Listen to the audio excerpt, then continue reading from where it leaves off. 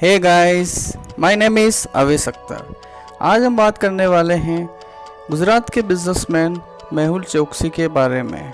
मेहुल चोकसी पर Punjab national bank में 11,400 करोड़ रुपए का घोटाले का आरोप है। ये गीतांजलि जेम्स के मैनेजिंग डायरेक्टर हैं। आइए जानते हैं मेहुल चोकसी के बारे में। मेहुल चोकसी भारत के मशहूर हीरा व्यापारी हैं, जो कि गीतांजलि जेम्स लिमिटेड नाम की कंपनी के मालिक हैं। यह कंपनी हीरा जवाहरातों से बने उत्पादों को देश के बाहर भी निर्यात करती है, जिनमें Italy, China, Japan, Thailand, Hong Kong जैसे नाम प्रमुख हैं।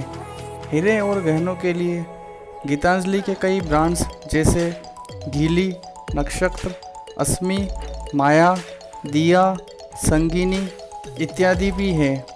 मेहुल चोकसी की फैमिली के बारे में बात की जाए तो चोकसी का जन्म गुजरात के व्यापारी चीनू भाई चोकसी के यहाँ 5 मई 1960 को हुआ।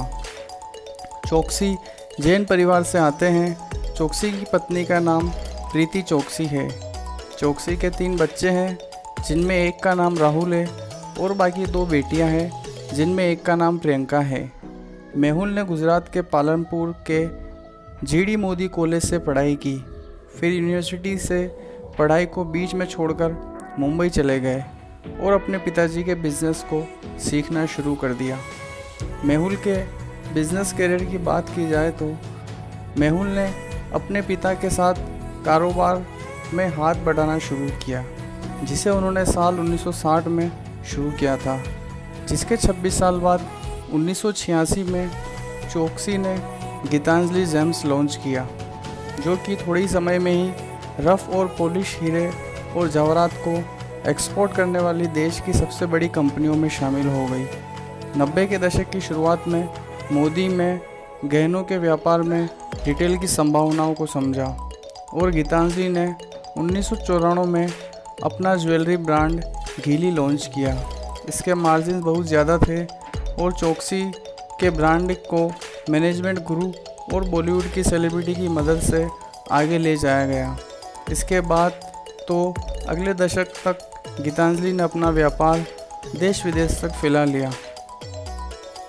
मेहुल्स के एम्बिशन और कंट्रोवर्सी की बात की जाए तो अपने युवावस्था से ही मेहुल ज्वेलरी की दुनिया में सबसे बड़े व्यापारी बनना चाहते थे। कुछ बॉलीवुड की सेलिब्रिटी जैसे कैटरीना कैफ, ऐश्वर्या राय बच्चन जैसे बड़े नामों ने भी मेहुल के ज्वेलरी का विज्ञापन किया। 2011 में मेहुल ने नई दिल्ली के एशिया पैसिफिक एंटरप्रेन्योरशिप अवार्ड भी जीता। मेहुल इससे पहले भी विवाद का हिस्सा तब बने थे जब गीतांजलि के पूर्व डायरेक्टर संतोष श्रीवास्तव और अन्य फ्रेंचाइजी होल्डर ने कहा था कि मेहुल द्वारा बेचे गए ज़्यादातर डायमंड अपनी सेलिंग प्राइस के मुकाबले ख़राब क्वालिटी के साथ लैब में बनाए गए। मेहुल चोकसी के पीएनबी बैंक घोटाले की बात की जाए तो ईडी का कहना है कि चोकसी को मनी लॉन्ड्री एक्ट के तहत समन दिया गया और 1 सप्ताह के भीतर पैसा लौटाने को कहा गया। ईडी ने चोकसी के कई शोरूम, वर्कशॉप, ऑफिस और घर पर छापा मारकर लगभग 5,100 करोड़ तक के हीरे, गहने और सोना एकत्रित किया। ईडी ने कहा कि देश छोड़ने से पहले चोकसी ने अपनी कंपनी डायरेक्टर्स परिवार के सदस्य को हीरे और आभूषण को छुपा कर रखने को कहा था, क्योंकि उन्हें यह डर था कि जांच एजेंसियां इन जगहों पर छापे मारकर अपनी राशि को वापस लेने का प्रयास करेगी।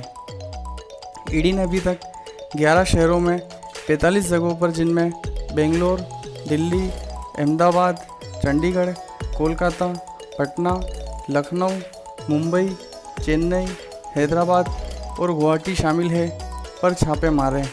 मेहुल चोकसी की कंपनी एवं घर पर छापे पड़ने के बाद उन पर घोटाले के कई सारे आरोप लगे, जिसके कारण वे तुरंत ही देश छोड़कर चले गए और बहुत दिनों तक फरार रहे। मेहुल चोकसी पर जब पीएनबी बैंक घोटाले का आरोप लगा तो वे फरार हो गए और फरार होने के बाद वे एंटीगुआ चले गए। वहाँ पर वे 3 साल से थे।